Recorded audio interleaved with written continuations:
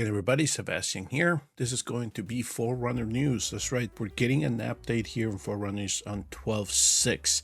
A lot of the stuff that I'm seeing in this patch for Forerunners, I'm also seeing in the global patch that is in 12.9.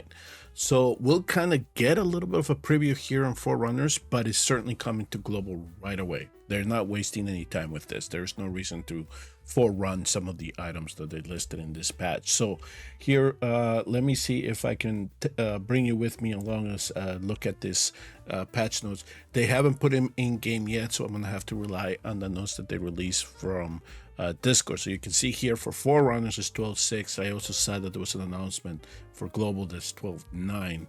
So we'll kind of get to see what the changes are about.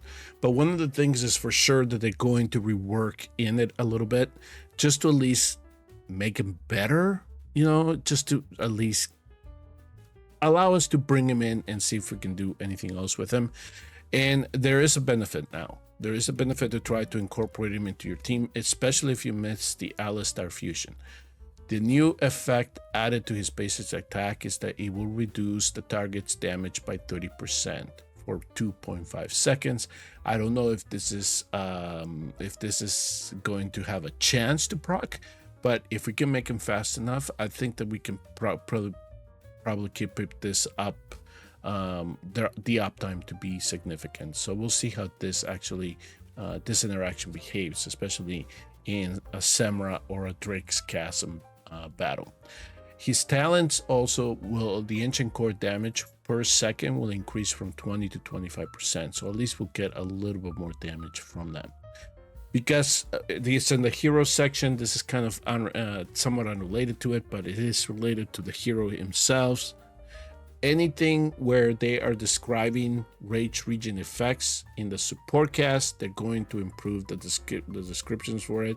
So I think that they're just going to change the language a little bit to make it more clear exactly what the rage region effects are for those particular heroes. You can just see here from jumping ahead a little bit that in the gear, when it comes to gear set, the gear set Hell's Lament is going to, according to them, is going to get enhanced. The enhancement is that the increase in damage by 30% and critical damage by 40% is going to go from 8 seconds to 12 seconds. Is that going to be enough for me to entice me to use that set? I don't think so. I know it's 4 seconds, which can be a lifetime in this game. But when you have ultimates that last 20 seconds, Comet, just as an example, it doesn't really match it, right? So I'm not sold on those. We have to test them. We have to retest this again and see exactly how it does. So one of the things that I can think of right away right now is I could test Salazar and commits. That's going to be our measuring stick to see if 4 seconds was enough to improve that set. They're going to increase the number of recommendation rules from 20 to 25. So if you really want to get be a stickler for your rules, you can add 5 more now. For custom rules, 2-piece sets can now be filtered by primary attributes. This says the tip here. For 2-piece sets, the weapon's primary is attack, the best bait is HP. It's always fixed. So yeah, so I don't know exactly what we're filtering here with the 2-piece sets, but I guess it'll just make things easy when it comes to customizing the rules. That's what we're hoping for, right? They optimize the process of equipping heroes with the gear. Players will no longer automatically return to the hero list after equipping gear. Oh, thank God. That was so annoying. You just had to go back and forth. Perfect. This is something when it comes, they're adding several new exclusive gear items. That is something I'm going to have to jump in the test server and look to see if they gave us any, or if I'm going to forge and then just be surprised if something new comes up. But that's exactly what I'm going to do, and I'm going to go start looking for them to see if they're there. But I do have to wait for the update to roll out on all the servers. Then they said they fixed some gear icon errors. Okay, fine. When it comes to gameplay and game stages, if you like to take over the battle after it starts, they're adding a start in takeover option in the team interface for stages that support the takeover. and the takeover can now be done with even a 3x speed, and the optimized combat performance details. All right, we'll look to see what those changes are. When it comes to the guild, there were some optimizations to guild wars.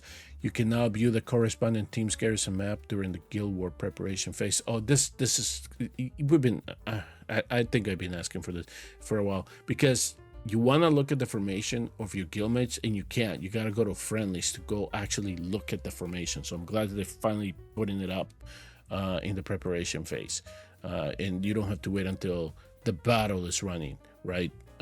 The actual war is running when you're trying to look for your guildmates formation. So that's going to become handy.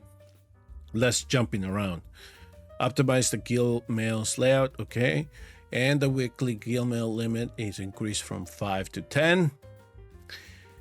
So if you're in a competitive guild, you're probably going to be hearing from your leaders a little bit more often.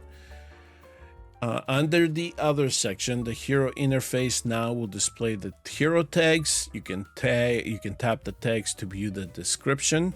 Okay, it's going to come in handy, but this is the one that I like. Now we can filter based on hero tags. A lot of games already have this, just so you can get an idea of which hero is going to help you. So this is going to be handy, especially now that the roster is increasing. They added vibration alerts for background fight and out of fight end. Ooh, okay. So I gotta play on mobile more often, I guess. Added hero source information in the gallery. So now you're just going to get a chance to know where you can get those heroes.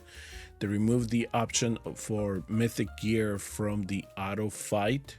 Rarity of gear to be sold automatically. Apparently people might have been misunderstanding then what the red meant, so they're just going to take it out and make sure that you don't inadvertently sell that type of gear. Some people actually do it because they're just pursuing the ancients, so they don't really care. They optimized the common performance of Rex and Camille. Oh, don't take away Rex's animation. That was the cool part of the beginning of the game. Yeah, we'll see exactly how they change these two rares. It's going to just probably affect early game players, so I don't see how it's going to change for us. Optimize the display roller solution devices, okay, and optimize some camp upgrade quests, which means that a lot of people were bitching about it enough that they said, okay, fine, let's make it easier. So everybody wants to get their camp level to 10 so freaking quickly that they just decided to make it as easy as possible to upgrade the thing. If I had my suggestion, I would say make it harder to upgrade. It was too easy to get to 10.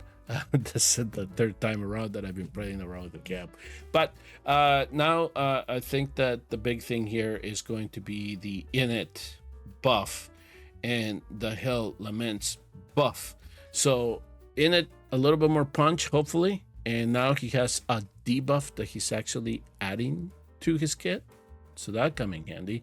But Hellslament, I'm still not sold on it. We'll have to test it. We have a couple of heroes that we can justify to try to see if that set is better than something like Soulborn Arcana, and justify using it over the T2s that we have farm for so long now, and that we have better sets than the Hellslaments. So we'll test it out. I'll keep you updated if I notice any drastic differences. That'll do it for Forerunner news. A lot of this stuff is also coming into global, so it's kind of a combination of both, but Forerunners will get at least to see the effects 3 days early. Thank you all very much for tuning in and watching. Please do remember to hit like and subscribe, and I will see you all in the next Watcher of Realms video.